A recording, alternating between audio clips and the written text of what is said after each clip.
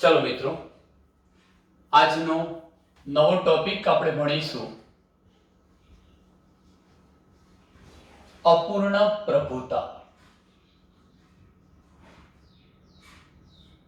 નવો ટોપિક છે અપૂર્ણ પ્રભુતા. અપૂર્ણ પ્રભુતાની ઘટનાને સમજતા પહેલા તમે મેન્ડેલે કરેલો જે એકસંકરણ પ્રયોગ હતો એને યાદ કરી જુઓ. તો મેન્ડેલે એકસંકરણ પ્રયોગના જે પરિણામો તારવ્યા અને એના આધારે એમણે પ્રભુતાનો નિયમ આપ્યો હતો. કયો નિયમ આપ્યો તો? પ્રભુતાનો નિયમ. અને પ્રભુતાનો નિયમ શું હતો મિત્રો? તો તમે એ પણ જાણો છો કે એમણે શુદ્ધ ઊંચા છોડ લીધા અને એમનું શુદ્ધ નીચા છોડ સાથે સંકરણ કરાવ્યું. તમે એ પણ જાણો છો કે પ્રજનન કોષોનું નિર્માણ થશે એટલે કેપિટલ ટી પ્રકારના અને સ્મોલ ટી પ્રકારના પ્રજનન કોષોનું નિર્માણ થાય છે. આ પ્રકારના પ્રજનન કોષોના સંમેલન દ્વારા જે ફલિતાંડ બનવાનો છે એ કેપિટલ ટી અને સ્મોલ ટી જનીન બંધારણ વાળો બનવાનો છે, જેને તમે F1 પેઢી એવું નામ આપી ચૂક્યા છો. મિત્રો તમે અહીં જોઈ શકો છો કે F1 પેઢીની તમામ સંતતિઓ ઊંચી હતી. એનો દેખાવ પ્રકાર, સ્વરૂપ પ્રકાર, ફિનોટાઇપ કેવો હતો? ઊંચો. પરંતુ એમનું જનીન બંધારણ કેવું હતું? વિષમયુગ્મી. કેવું છે? વિષમયુગ્મી. એટલે કે એક જનીન કેપિટલ ટી હતું અને બીજું કયું? Small T. આપણે પ્રભુતાના નિયમમાં એવું કહ્યું હતું કે કોઈ એક લક્ષણ માટે જવાબદાર બે ભિન્ન વૈકલ્પિક કારકો પૈકી જે અભિવ્યક્ત થાય છે, પોતાની અસરને વ્યક્ત કરે છે, એ પ્રભાવી જનીન છે અને જે જનીન અવ્યક્ત રહે છે તે પ્રચ્છન્ન જનીન છે. અહીંયા આ બે પૈકીનું કેપિટલ ટી પ્રભાવી અને સ્મોલ ટી પ્રચ્છન્ન હતું. પ્રભાવી હશે એટલે પોતાની અસરને વ્યક્ત કરશે, ઊંચાઈ માટે જવાબદાર હતું, એટલે તમામ છોડ કેવા મળે છે? ઊંચા. આ નિયમને મેન્ડેલે શું નામ આપ્યું હતું? પ્રભાવિતાનો અથવા પ્રભુતાનો નિયમ. પરંતુ મિત્રો આપણો જે ટોપિક છે એ ટોપિક છે અપૂર્ણ પ્રભુતા. અહીંયા તો તમે જોઈ શકો છો કે કેપિટલ ટી જનીનની સંપૂર્ણ પ્રભુતા જોવા મળી. સંપૂર્ણ ઊંચાઈ એટલે ઊંચાઈ જ લાવવાની હતી, એમાં સ્મોલ ટી જનીનની કોઈ જ અસર વ્યક્ત થઈ શકી નહીં. પણ જ્યારે અહીં તમે જોઈ શકો છો કે એવા ઘણા બધા ઉદાહરણો પ્રાપ્ત થયા છે, એવા ઘણા ઉદાહરણો પ્રાપ્ત થયા કે જેમાં કોઈ લક્ષણ માટે આ પ્રભાવી અને પ્રચ્છન્ન, કોઈ લક્ષણ માટે પ્રભાવી અને પ્રચ્છન્નતા વચ્ચે નો સંબંધ જોવા મળતો નથી. એટલે એક લક્ષણની અભિવ્યક્તિ માટે જવાબદાર બે ભિન્ન વૈકલ્પિક કારક પૈકી એક પ્રભાવી હોય અને બીજું પ્રચ્છન્ન હોય એવું ન પણ જોવા મળે. એવું જોવા ન મળે એવા કેટલાક ઉદાહરણો પ્રાપ્ત થયા. કેટલાક સજીવો એવા હતા મિત્રો, આપણે નામ આપીએ છીએ, કેટલાક સજીવો એવા હતા કે જેમાં કોઈ લક્ષણ માટે મેન્ડેલે આપેલો પ્રભુતાનો નિયમ સાચો ઠરતો નથી. હા, મોટા ભાગના લક્ષણો માટે આ પ્રભુતાનો નિયમ સાચો જ છે, પણ કેટલાક એવા દ્રષ્ટાંતો, ઉદાહરણો છે, કેટલાક એવા સજીવો છે કે જેમનામાં કોઈ લક્ષણ માટે મેન્ડેલે આપેલો પ્રભુતાનો નિયમ સાચો ઠરતો નથી, એ ખોટો છે. એટલે કે હું એવા ઉદાહરણો આપું છું કે જેમાં અપૂર્ણ પ્રભુતાની ઘટના જોવા મળતી હોય, સંપૂર્ણ પ્રભુતાની ઘટના ન જોવા મળતી હોય. મિત્રો એવું ઉદાહરણ છે, હું અહીં લખીશ કેટલાક ઉદાહરણ. એમાં પ્રથમ ઉદાહરણ લખું છું ગુલબાસ નામની વનસ્પતિ, જેને આપણે કહીશું મિરાબિલિસ જેલાપા. મિરાબિલિસ જેલાપા નામની વનસ્પતિ. આ વનસ્પતિ પર કાર્ય કર્યું હતું કાર્લ કોરેન્સ નામના વૈજ્ઞાનિકે. કાર્લ કોરેન્સે મિરાબિલિસ જેલાપા એટલે ગુલબાસ નામની વનસ્પતિમાં અપૂર્ણ પ્રભુતાની ઘટના સમજાવી છે. આવું જ એક બીજું ઉદાહરણ હું તમને બતાવું છું. એન્ડાલુસિયન ફાઉસ. એન્ડાલુસિયન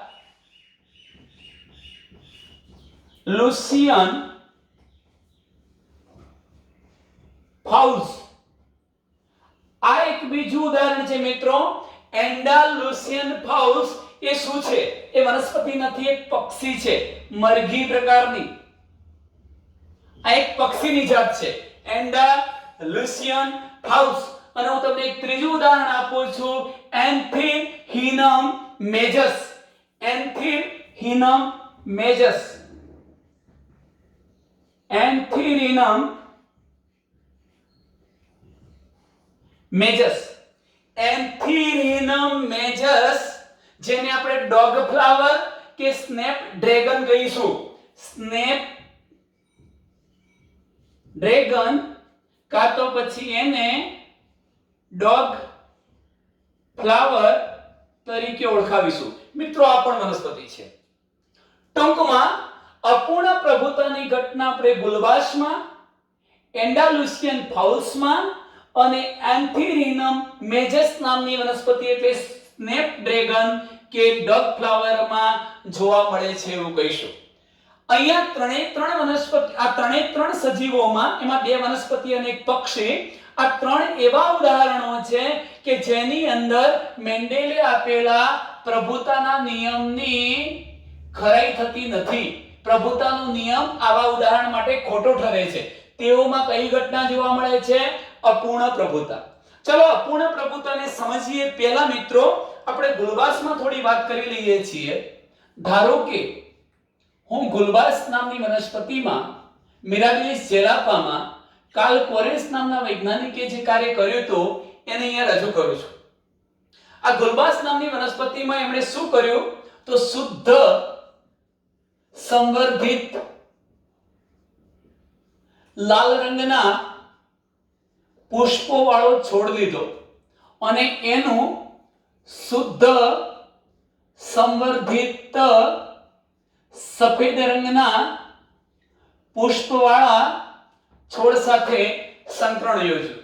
શુદ્ધ સંવર્ધિત નો મતલબ આપણે કરીશું કે એમાં એક લક્ષણની અભિવ્યક્તિ માટે જવાબદાર બંને જનીનો સંયુગ્મી કેપિટલ આર છે અને શુદ્ધ સંવર્ધિત સફેદ પુષ્પ માટે જવાબદાર લક્ષણ માટેના જનીનો સ્મોલ આર છે. હવે શું થાય મિત્રો? જેને આપણે પુનેટ ચોરસની અંદર જ રજૂ કરી બતાવીએ. આ સજીવ જ્યારે પોતાના પ્રજનન કોષો ઉત્પન્ન કરશે ત્યારે એના પ્રજનન કોષ કેપિટલ આર જનીન વાળા હશે. કયા જનીન વાળા? કેપિટલ આર જનીન વાળા. અને આ સજીવ જ્યારે પોતાના પ્રજનન કોષ ઉત્પન્ન કરશે ત્યારે એના દરેક પ્રજનન કોષ સ્મોલ આર જનીન વાળા હશે. સ્મોલ આર જનીન વાળા. હવે જ્યારે આપણે એમની વચ્ચે ફલનની શક્યતાને ચકાસીએ છીએ તો પરિણામ આપણને શું મળે છે? તમે જોઈ શકો છો અને આપણે આ પ્રકારે ચોરસ સ્વરૂપે બતાવી દઈએ. જુઓ, capital R small R, capital R small R, capital R small R અને કેપિટલ આર સ્મોલ આર. આ F1 પેઢીની તમામ જે સંતતિઓ મળી જેમનું જનીન બંધારણ કેપિટલ આર સ્મોલ આર એટલે વિષમ યુગ્મી હતું. મિત્રો વિચારો કે જો મેન્ડેલના પ્રભુતાના નિયમ પ્રમાણે વિચારીએ છીએ તો એક લક્ષણ માટે જવાબદાર બંને જનીનો પૈકી જો કેપિટલ આર જનીન પ્રભાવી હોય તો કેપિટલ આર કોના માટે છે? લાલ માટે. તો આ બધા જ F1 પેઢીના છોડ કે સંતતિઓ મેન્ડેલે વિચાર્યું તે પ્રમાણે બધી જ સંતતિ એક પિતૃ જેવી એટલે લાલ રંગની મળવી જોઈતી હતી પણ મળતી નથી. આ સંતતિ બધી જ ગુલાબી રંગની મળી. F1 પેઢીની તમામ સંતતિ ગુલાબી રંગની. એનો મતલબ એ થયો કે એક પણ પિતૃ જેવી સંતતિ ન મળતા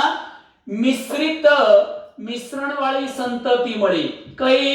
ગુલાબી રંગના પુષ્પો વાળી. આનો અર્થ એવો થયો કે જો આ બે પૈકી સ્મોલ આર જનીન સફેદ રંગ માટેનું હોય અને જો એ પ્રભાવી હોત તો પછી બધા જ F1 સંતતિના છોડ સફેદ પુષ્પવાળા મળવા જોઈતા હતા. જો કેપિટલ આર પ્રભાવી હોત અને સ્મોલ આર પ્રચ્છન્ન હોત તો બધા જ છોડ લાલ રંગના પુષ્પવાળા મળવા જોઈતા હતા, પણ મળતા નથી. સફેદ પણ નહીં, લાલ પણ નહીં. પુષ્પ કેવા રંગના બને છે? ગુલાબી રંગના બને છે મિત્રો. આના પરથી એક બાબત તો સાબિત થઈ ચૂકી કે મેન્ડેલે આપેલો પ્રભુતાનો નિયમ આ ઉદાહરણ માટે ખોટો છે. કેમ? કારણ કે બધા પ્રભુતાના નિયમ પ્રમાણે બનવા જોઈતા હતા લાલ રંગના, કાં તો આ પ્રભાવી હોય તો સફેદ રંગના, પણ એવું થતું નથી અને પુષ્પો કેવા રંગના મળે છે? ગુલાબી રંગના. એનો મતલબ એ થાય મિત્રો કે અહીંયા કોઈ એક લક્ષણની અભિવ્યક્તિ સાથે સંકળાયેલા બંને યુગ્મ જનીનો પૈકી કોઈ જનીન પૂર્ણ પ્રભાવ દર્શાવતો નથી. જેમ કે હું કહું કે કેપિટલ આર જનીન સામાન્ય રીતે લાલ રંગ લાવવા માટે પ્રયત્ન કરશે, અપૂર્ણ પ્રભાવી, પૂર્ણ લાલ રંગ લાવી શકતું નથી, અડધો પ્રભાવી, અને સ્મોલ આર સફેદ રંગ લાવવા માટે પ્રયત્ન કરશે પરંતુ એ પણ પૂર્ણપણે સફેદ રંગ લાવી શકતું નથી. એ પણ કેવું થયું? અપૂર્ણ પ્રભાવી. તમે મિત્રો જાણો છો કે લાલ સંપૂર્ણ લાલ નથી મળતો, સંપૂર્ણ સફેદ નથી મળતો. આ લાલ પેદા કરવા પ્રયત્ન કરશે, આ સફેદ રંગ લાવવા માટે પ્રયત્ન કરશે, પરંતુ આ બંનેની વચગાળાની અસર લાલ અને સફેદને ભેગા કરીશું તો રંગ કેવો આવવાનો? ગુલાબી. આના પરથી કહી શકાય કે મેન્ડેલે આપેલો જે પ્રભુતાનો નિયમ હતો એ બધી જ ઘટનાઓ માટે સાચો ઠરતો નથી. કેટલાક ઉદાહરણો એવા પણ છે કે જેમાં મેન્ડેલે આપેલા પ્રભુતાના નિયમનું પાલન થતું નથી. ત્યાં શું જોવા મળે છે? અપૂર્ણ પ્રભુતા. તો હવે અપૂર્ણ પ્રભુતા એટલે શું? પ્રભાવી અને પ્રચ્છન્નતાનો કોઈ સંબંધ જોવા ન મળે. એક લક્ષણની અભિવ્યક્તિ સાથે સંકળાયેલા બંને જનીનો અપૂર્ણ પ્રભાવી હોય અને જ્યારે મિશ્રણ સ્વરૂપનું લક્ષણ અભિવ્યક્ત કરે, એનું ફિનોટાઇપ મિશ્રિત લક્ષણ વાળો બને દેખાવ સ્વરૂપ, તો તેને કઈ ઘટના કહીશું? અપૂર્ણ પ્રભુતાની ઘટના. હવે કાર્લ કોરેન્સ નામના વૈજ્ઞાનિકે ગુલબાસમાં શું કરાવ્યું? તો જેમ કે capital R small R, capital R small R, આ બંનેમાં કેવા રંગના પુષ્પો હતા?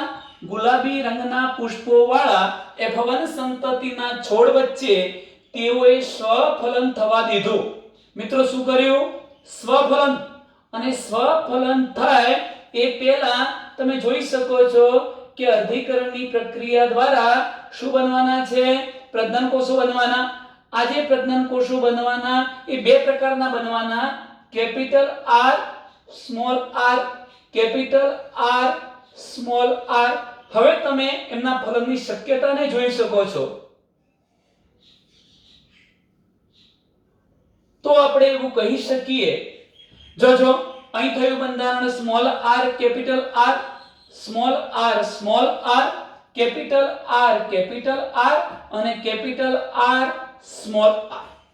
તમે જોઈ શકો છો કે જનીન બંધારણમાં આપણને એક છોડ કેપિટલ આર વાળો મળ્યો, તમને બે છોડ કેપિટલ આર સ્મોલ આર વાળા મળે છે, એટલે બે છોડ કેપિટલ આર અને સ્મોલ આર વાળા મળ્યા, અને એક જે છોડ છે એ સ્મોલ આર વાળો મળે છે. એનો મતલબ કે જનીન બંધારણ 1:2:1. જીનોટાઇપ કેવો મળે છે?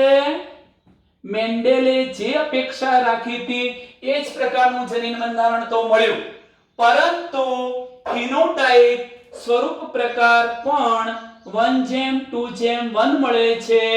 ફિનોટાઇપ જે મેન્ડેલનું અપેક્ષિત પરિણામ નહોતું. ફિનોટાઇપ કેવું મળ્યું? 1:2:1. કેવી રીતે?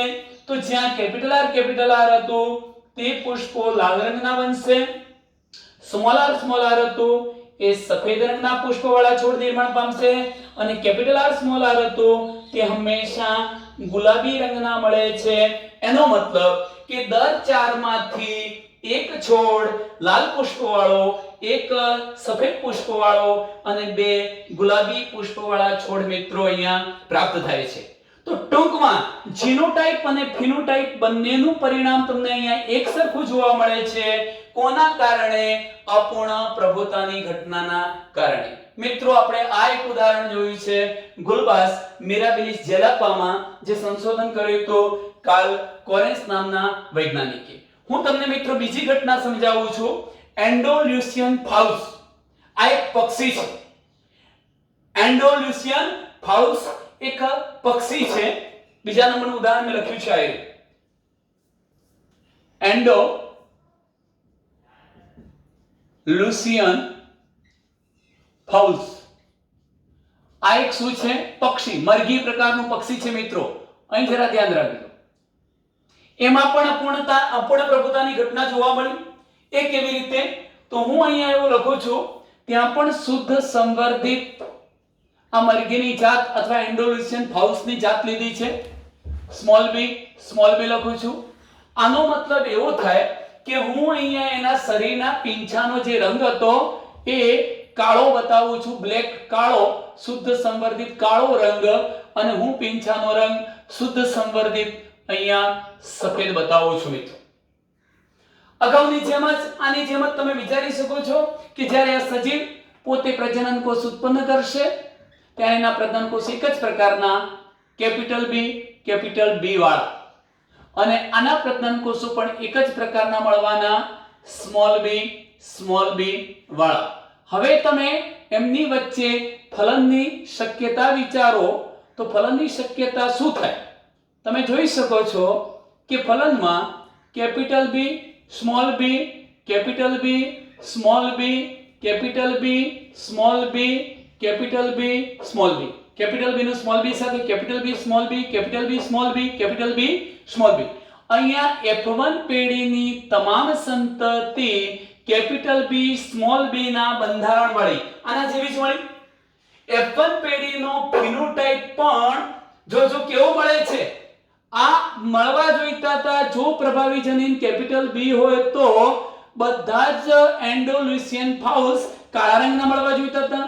જો સ્મોલ બી પ્રભાવી હોત અને આ પ્રચ્છન્ન હોત તો બધા જ એન્ડોલ્યુસિયન ફાઉસ તમને સફેદ રંગના મળવા જોઈતા હતા.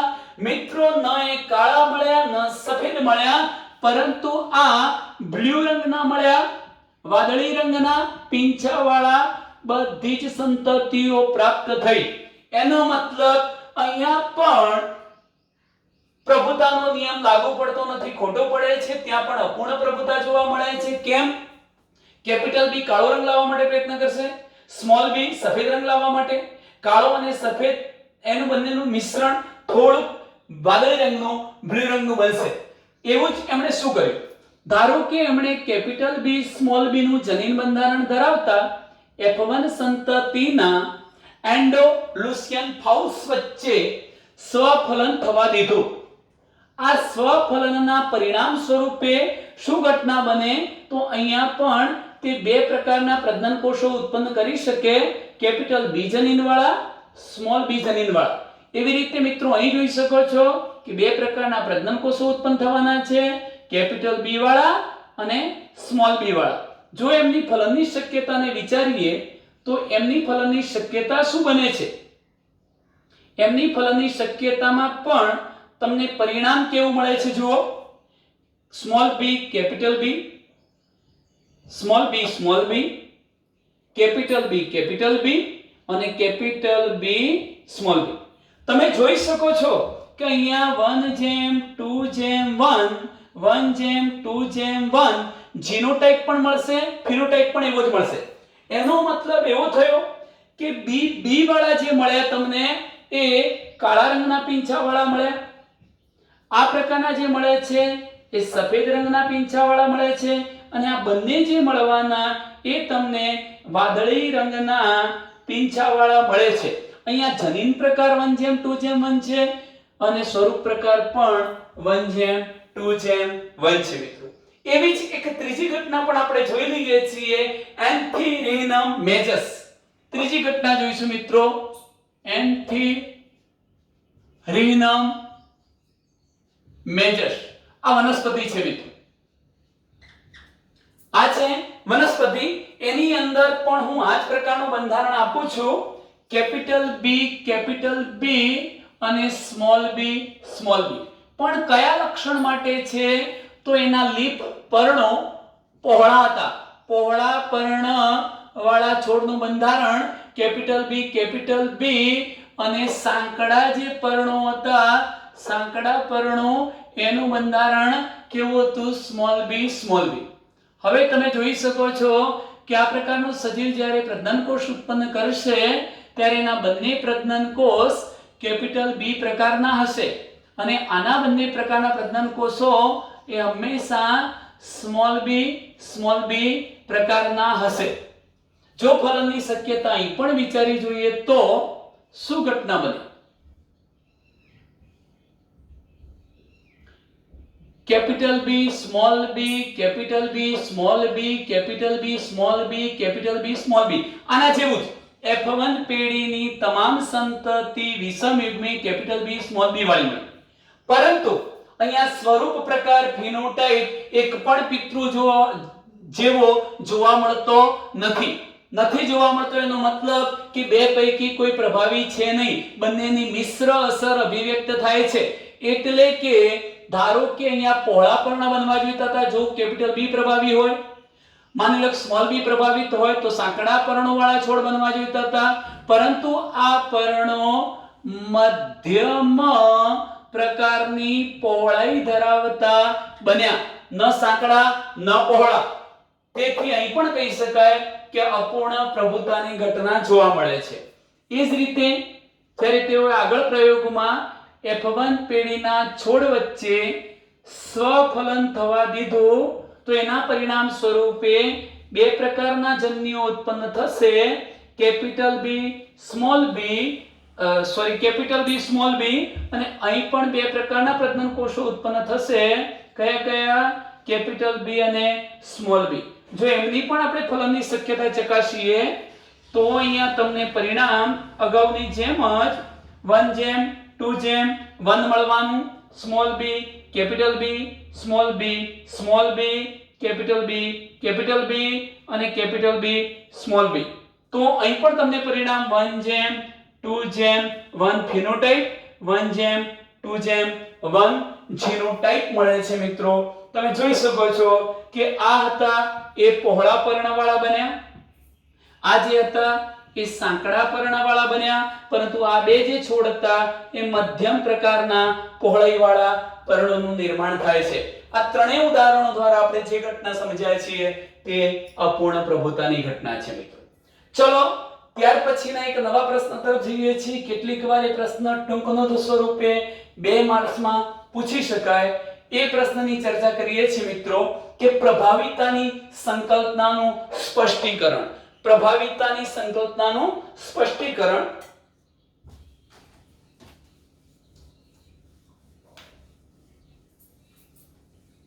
ચાલો મિત્રો, અપૂર્ણ પ્રભુતા એટલે શું?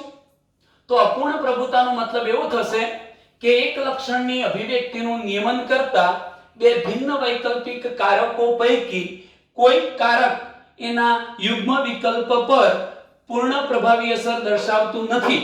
અહીંયા બંને જનીનોની મિશ્ર અસર અભિવ્યક્ત થાય તો તે ઘટનાને અપૂર્ણ પ્રભુતાની ઘટના કહેવાય.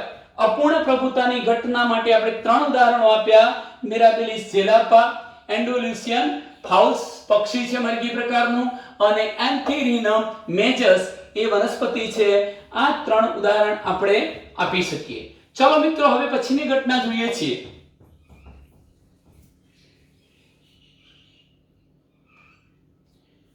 ત્યાર પછીનો જે નવો મુદ્દો છે એ પ્રભાવિતાની સંકલ્પનાનું સ્પષ્ટીકરણ. પ્રભાવિતાની સંકલ્પનાનું સ્પષ્ટીકરણ કરો. 2 માર્ક્સની અલગ ટૂંક નોંધ પણ પૂછાઈ શકે કે પ્રભાવિતાની સંકલ્પનાનું સ્પષ્ટીકરણ જણાવો.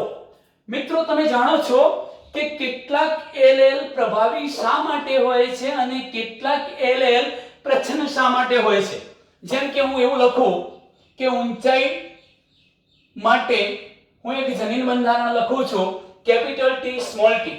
આ પ્રકારના જનીન બંધારણમાં તમને ખબર છે કે કેપિટલ ટી જનીનને આપણે સામાન્ય રીતે પ્રભાવી જનીન કહીશું અને અહીંયા જે સ્મોલ ટી જનીન છે એ જનીનને આપણે કેવું જનીન કહીશું? પ્રચ્છન્ન જનીન તરીકે ઓળખાવીશું. પ્રશ્ન એ થાય કે કોઈ એક લક્ષણ માટે બે ભિન્ન વૈકલ્પિક કારકો આવેલા હોય છે તો એમાં કોઈ એક જનીન પ્રભાવી શા માટે છે? આ કેપિટલ ટી જનીન પ્રભાવી શા માટે છે અને બીજું જનીન સ્મોલ ટી એ પ્રચ્છન્ન શા માટે છે? આવો પ્રશ્ન આપણને થાય. આને સમજવા માટે મિત્રો સર્વપ્રથમ તો આપણને જનીનની કાર્ય પદ્ધતિની જાણકારી હોવી જોઈએ કે જનીન શું કાર્ય કરે છે. તો તમે જાણો છો કે જનીન એ વિશિષ્ટ લક્ષણને અભિવ્યક્ત કરવા માટેની માહિતી ધરાવે છે. જનીન શું ધરાવે છે મિત્રો? જનીન એ સજીવોમાં કોઈ ચોક્કસ અથવા વિશિષ્ટ પ્રકારના લક્ષણને અભિવ્યક્ત વ્યક્ત કરવા માટેની માહિતી ધરાવે છે. તમે જુઓ કે ધારો કે હું કોઈ આ એક જનીન બતાવું છું, ડીએનએ નો નિશ્ચિત લંબાઈ ધરાવતો ટુકડો, એને આપણે જનીન કહીશું. મિત્રો પદ્ધતિ સમજજો. આ જે જનીન છે અગાઉ તમે સમજવાના છો કે આ જનીન સર્વપ્રથમ તો એક મેસેન્જર આરએનએ બનાવશે. ડીએનએ માંથી મેસેન્જર આરએનએ બનવું આ ઘટનાને આપણે પ્રત્યાંતરની પ્રક્રિયા કહીશું અને જેના કારણે ડીએનએ માં રહેલી તમામ માહિતી હવે ક્યાં આવી જશે? મેસેન્જર આરએનએ માં. કેવું પ્રોટીન બનાવવું છે એ માટેની માહિતી હવે મેસેન્જર આરએનએ માં આવશે.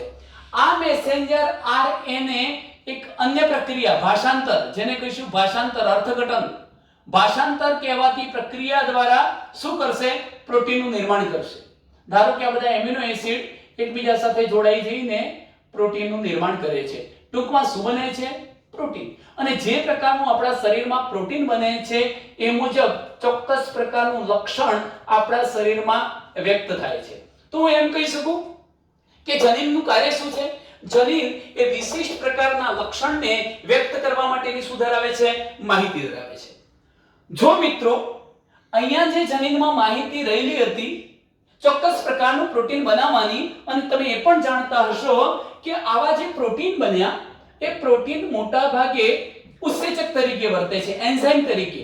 ઉત્સેચક તરીકે વર્તે છે, એન્ઝાઇમ તરીકે. અને એ એન્ઝાઇમનું કાર્ય શું છે? તો હંમેશા એન્ઝાઇમ એ સબસ્ટ્રેટ એટલે પ્રક્રિયાર્થીનું સામાન્ય રીતે પ્રોડક્ટ એટલે નિપજમાં રૂપાંતર કરાવે છે. કોણ કરાવે છે આ રૂપાંતર? એન્ઝાઇમ, ઉત્સેચક. તો કહેવાનો આશય એવો છે, જો જનીનમાં યોગ્ય પ્રકારની માહિતીનો સંગ્રહ થયેલો હશે તો યોગ્ય પ્રકારનું પ્રોટીન એટલે ઉત્સેચક બનવાનો અને યોગ્ય પ્રક્રિયા દ્વારા નિપજ બનાવીને એક ચોક્કસ જે લક્ષણ એ જનીન દ્વારા વ્યક્ત થવું જોઈએ એ જ લક્ષણ પેદા કરશે. પણ મિત્રો એક બીજી બાબત સમજજો. કોઈક કારણસર જનીનના બંધારણમાં વિકૃતિ આવે, વિકૃત થઈ જાય જનીનનું બંધારણ, તો એની અંદર સંચિત માહિતી બદલાઈ જાય. પરિણામ સ્વરૂપે એના દ્વારા બનનારું જે પ્રોટીન હતું એ પણ બદલાઈ જાય. અને પ્રોટીન બદલાઈ જાય એટલે જેથી કરીને જે લક્ષણ અભિવ્યક્ત કરવા માંગે છે એ લક્ષણ અભિવ્યક્ત કરી શકતું નથી. લક્ષણ બદલાઈ જાય છે, લક્ષણની અભિવ્યક્તિ બદલાઈ જાય છે. અને જો લક્ષણની અભિવ્યક્તિ બદલાઈ જાય છે મિત્રો તો ફિનોટાઇપ, સ્વરૂપ પ્રકાર, દેખાવ પ્રકારમાં પણ ફેરફાર થઈ જાય છે, પરિણામો બદલાઈ જાય છે. આ ઘટના થાય છે કેવી રીતે મિત્રો? હવે તમે એ બાબત પણ જાણતા હશો કે આપણે બધા દ્વિકીય છીએ. દ્વિકીય નો મતલબ થાય ટ્વાઇસ n. એનો મતલબ એ થાય કે આપણામાં એલ ના જોડ સ્વરૂપે બે નકલ આવેલી છે. આપણે કેવા છીએ? દ્વિકીય સજીવો છીએ અને તેથી એલ એટલે કે વૈકલ્પિક કારકો જોડમાં આવેલા છે. એની કેટલી નકલ છે? બે નકલ છે.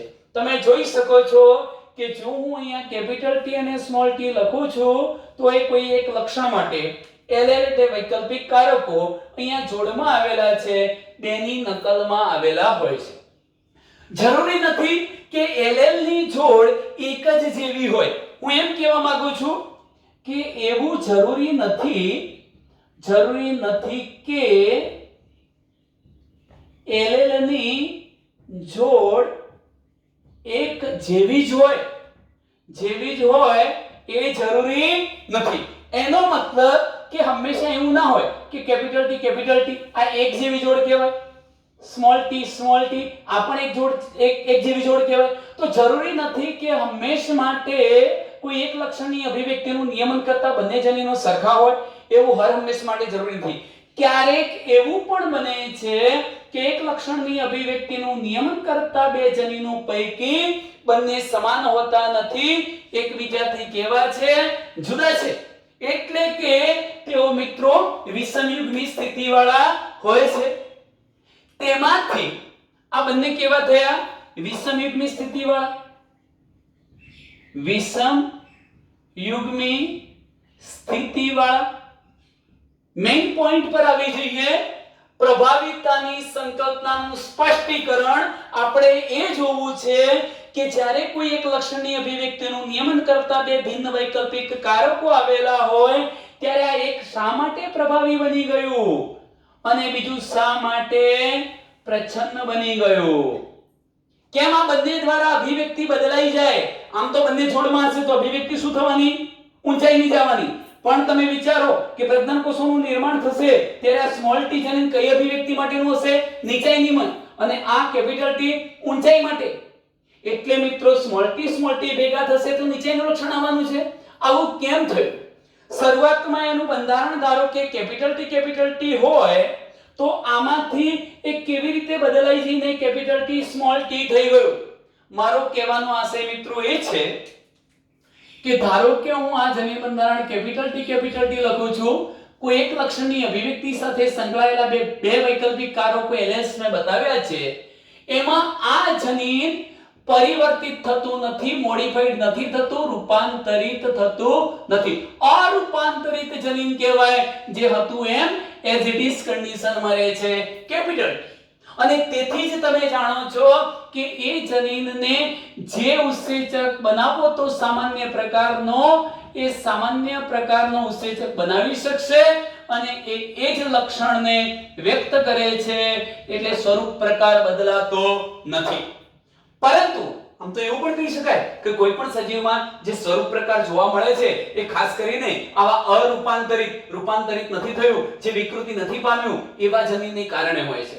હવે ધારો કે આ કેપિટલ T જનીન હતું બીજા નંબરનું, આ અન્ય બીજું વૈકલ્પિક કારક હતું, એ કોઈક કારણસર રૂપાંતરિત થઈ જાય છે, મોડિફાઈડ થઈ જાય છે.